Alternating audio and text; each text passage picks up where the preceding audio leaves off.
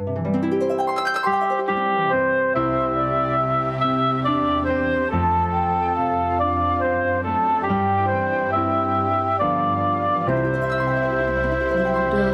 jalan mulia, tetap doaku inilah, ke tempat tinggi dan teguh, Tuhan mantapkan langkahku. Ya Tuhan, angkat diriku lebih dekat kepadamu, di tempat tinggi dan teguh, Tuhan mantapkan langkahku.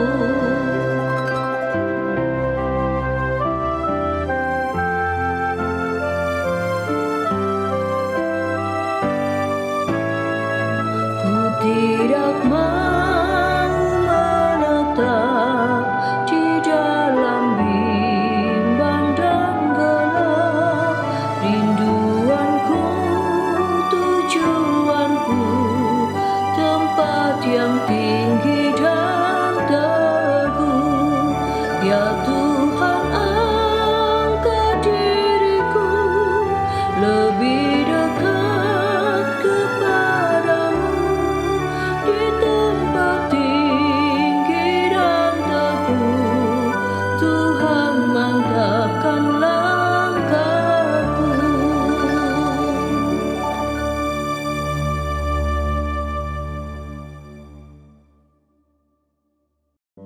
Shalom keluarga damai yang terkasih di dalam Tuhan.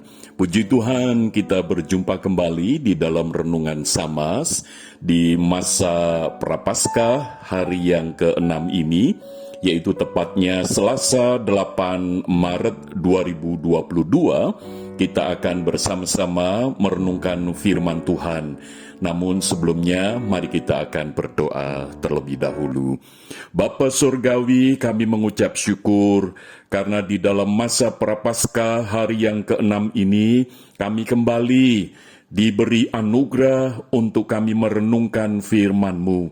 Maka biarlah Roh Kudus yang mengurapi setiap kami, sehingga dari firman-Mu kami diberi hikmat untuk bisa memahami dan mengetahui tentang nabi-nabi palsu dan guru-guru palsu di zaman ini, supaya iman kami dikuatkan, supaya kami tetap teguh di dalam firman-Mu. Di dalam nama Tuhan Yesus kami berdoa. Amin. Jemaat yang terkasih di dalam Tuhan, keluarga damai, mari kita akan bersama-sama merenungkan dari firman Tuhan yang terambil dari 2 Petrus pasal yang kedua, ayat yang pertama sampai dengan yang ke-21. Namun yang mendasari perenungan kita, saya akan membacakan di dalam ayat 17 dan 18. Demikian firman Tuhan. Guru-guru palsu itu adalah seperti mata air yang kering, seperti kabut yang dihalaukan taufan. Bagi mereka telah tersedia tempat dalam kegelapan yang paling dahsyat, sebab mereka mengucapkan kata-kata yang congkak dan hampa, dan mempergunakan hawa nafsu cabul untuk memikat orang-orang yang baru saja melepaskan diri dari mereka yang hidup dalam kesesatan. Keluarga damai, tema yang akan kita renungkan adalah awas palsu.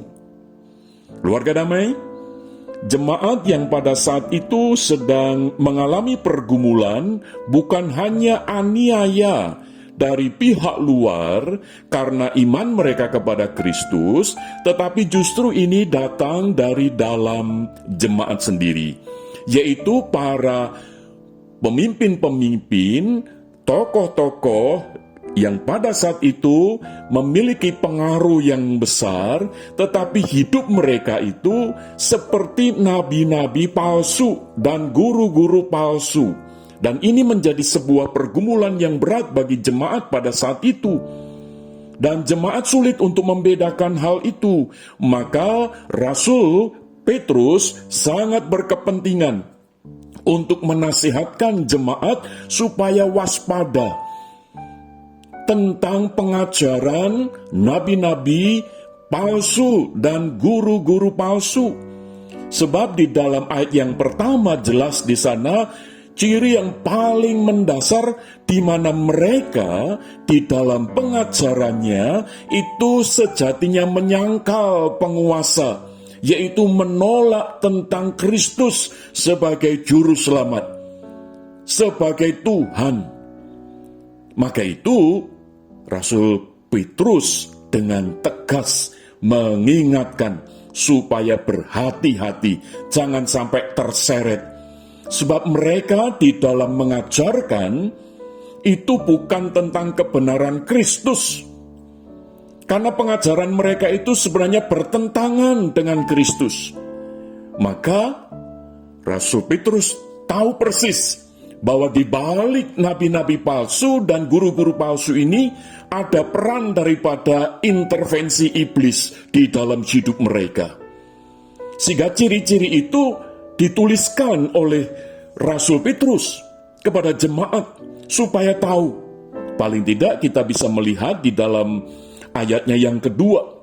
Di sana Rasul Petrus menasihatkan bahwa ciri-ciri daripada nabi-nabi palsu dan guru-guru palsu adalah mereka ini dikuasai oleh hawa nafsu, di mana melalui pengajaran-pengajaran yang mereka berikan kepada jemaat itu selalu terkait dengan hawa nafsu. Entah itu hawa nafsu yang terkait dengan kehidupan seksual maupun hawa nafsu di bidang-bidang yang lain, artinya pemuasan hasrat, entah itu tentang kekuasaan, entah itu tentang kekayaan dan sebagainya. Jadi ciri daripada pengajaran yang palsu adalah mereka ini selalu membawa kepada jemaat itu kepada kepuasan hawa nafsu semata-mata. Lalu yang kedua cirinya adalah mereka ini menghujat jalan kebenaran. Artinya selalu saja pengajaran itu memiliki muatan untuk menyangkal iman kepada Kristus yang adalah Tuhan dan Juru Selamat secara pribadi.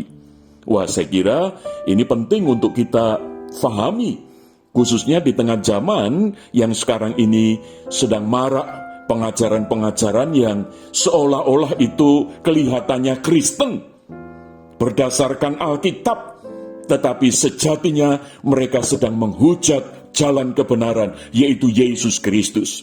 Bukankah Yesus Kristus berkata, "Akulah jalan dan kebenaran dan hidup, tidak seorang pun sampai kepada Bapa kalau tidak melalui aku."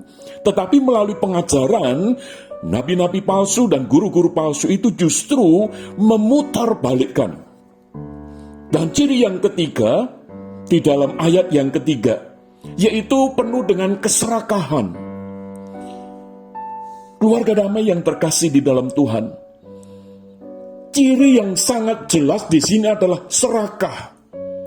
Artinya ingin menguasai sesuatu untuk diri mereka sendiri, sehingga keberadaan dari pihak-pihak lain atau saudara-saudara seiman yang lain itu dianggap sebagai ancaman, sehingga reaksinya itu selalu memojokkan yang lain. Sementara mereka mengeruk keuntungan untuk diri sendiri. Dan itu ciri yang keempat di dalam ayat yang ketiga, yaitu mereka mencari untung. Dengan pengajaran-pengajaran yang ada, mereka mendapatkan untung yang sebanyak-banyaknya. Saya kira kita bisa melihat, keluarga damai, bahwa ada hamba-hamba Tuhan tertentu itu yang memiliki kekayaan itu luar biasa. Mobil-mobil mewah, punya properti yang banyak, luar biasa. Dan mereka mengatakan bahwa ini berkat Tuhan. Tuhan itu raja dan kami ini adalah anak raja, sehingga kami ini harus kaya karena anak raja. Wah, ini pengajaran hal yang seperti ini perlu kita waspadai, keluarga damai.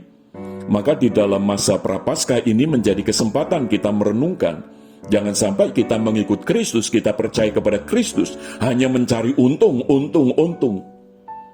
Tetapi kita tidak mau ketika mengalami pergumulan, kita mengalami beban berat, kita mengalami kerugian dan seterusnya, lalu kita meninggalkan iman kita.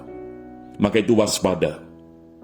Yang kelima, saudara, yaitu di dalam ayat yang ke-10, di mana Rasul Petrus menegaskan ciri daripada nabi-nabi palsu dan guru-guru palsu adalah mereka ini angkuh. Oh, seolah-olah mereka inilah yang terbenar, yang terbaik, yang terhebat, yang teristimewa. Sehingga perlakuan-perlakuan jemaat kepada mereka, itu harus memperlakukannya dengan luar biasa, dengan istimewa. Saya kira ini satu tindakan yang saya kira menjadi tanda awas bagi kita ketika ada hamba-hamba Tuhan yang angkuh, saudara. Maka itu, biarlah kita belajar akan firman Tuhan supaya kita bisa membedakan dengan hikmat firman itu tentang ciri-ciri daripada nabi-nabi palsu dan guru-guru palsu. Yang keenam tanda itu di dalam ayat yang ke-13, di mana Rasul Petrus menegaskan ciri yang berikutnya adalah mereka ini hidup berfoya-foya. Bukan hidup di dalam pelayanan, persembahan kepada Tuhan, waktunya, tenaganya, pikirannya, tetapi mereka hanya berorientasi kepada sesuatu yang menyenangkan, membahagiakan secara materi semata-mata. Sehingga kalau ada hamba-hamba Tuhan tertentu, saudara, wah itu perhiasannya luar biasa, ya, sangat branded sekali, tas, sepatu, jas, dan sebagainya, saudara. Maka itu berhati-hati. Pengajarannya ini benar enggak? Yang ketujuh, saudara, dari ayat yang ke-17, yang tadi kita baca bersama-sama, bahwa salah satu tanda atau ciri itu palsu adalah mereka ini seperti mata air yang kering. Artinya tidak ada sesuatu yang menyejukkan bagi jemaat, tetapi selalu membawa sesuatu yang terus semakin dahaga. Artinya tidak ada kebenaran yang menyejukkan hati, tetapi yang ada itu adalah sesuatu yang terus-menerus membuat merasa tidak terima sesuatu dari Tuhan begitu. Jadi terus mengejar sesuatu yang tidak puas-puasnya begitu. Tidak pernah bersyukur untuk sesuatu yang kecil. Selalu pengennya yang besar-besar. Nah, itu mendatangkan kekeringan secara rohani. Yang berikutnya yang ke-8 adalah seperti kabut yang dihalaukan taufan. Artinya bisa berubah sewaktu-waktu, saudara, sesuai dengan keadaan. Sehingga tidak ada dasar kebenaran dari firman Tuhan, teologi yang kuat, pengajaran doktrin yang benar berdasarkan firman Tuhan, selalu mengikuti situasi zaman. Bisa berubah sewaktu-waktu. Maka itu di dalam ayat yang ke-17 dikatakan seperti kabut yang dihalaukan taufan. Tak punya pendirian. Dan yang ke-9 di dalam ayat yang ke-18 kita bisa melihat di sana bahwa mereka ini cirinya adalah congkak. Maka itu keluarga damai, mari kita mewaspadai diri kita sendiri berdasarkan firman Tuhan supaya kita tahu mana yang asli, mana yang palsu. Supaya kita tidak ikut di dalam arus yang tidak benar, di mana pada akhirnya kita ini tidak semakin kuat di dalam iman, tetapi kita ini semakin menyangkal Tuhan Yesus, tidak percaya kepada Tuhan Yesus. Dimulai dari ragu-ragu lebih dulu. Oh, kok tidak masuk akal ya, dan seterusnya. Sehingga disitulah kita terseret oleh arus pengajaran mereka yang palsu. Keluarga damai, di masa Prapaskah, di hari yang ke-6 ini, biarlah kita melalui firman Tuhan ini dikuatkan untuk kita berpegang kepada yang benar, kepada yang asli, yaitu firman Tuhan di dalam anugerah Roh Kudus. Suatu kali, saudara, ada seorang ibu, dia tahu bahwa perhiasan yang dia pakai itu adalah imitasi. Mengapa dia tahu imitasi? Karena dia punya yang asli. Tetapi karena dia mau bepergian, saudara ya, jalan-jalan begitu, maka dia pakai yang imitasi. Dan orang ketika tidak tahu yang asli karena tidak punya, saudara, maka tidak bisa membedakan. Nah, ketika ibu ini berjalan, saudara, tiba-tiba ada seorang yang menjambret perhiasan itu. Lalu ketika perhiasan itu dijambret, ibu ini tenang saja. Kenapa? Karena dia tahu, oh ini palsu. Sementara penjambretnya itu tidak tahu kalau itu palsu. Sangat mungkin penjambretnya ini tidak punya yang asli. Tetapi ibu ini punya yang asli. Jadi penjambretnya ini dipikir yang palsu itu asli, saudara, yaitu perhiasan. Keluarga damai, untuk kita bisa tahu mana yang palsu, kita harus punya yang asli dulu, yaitu firman Tuhan yang sudah kita pegang.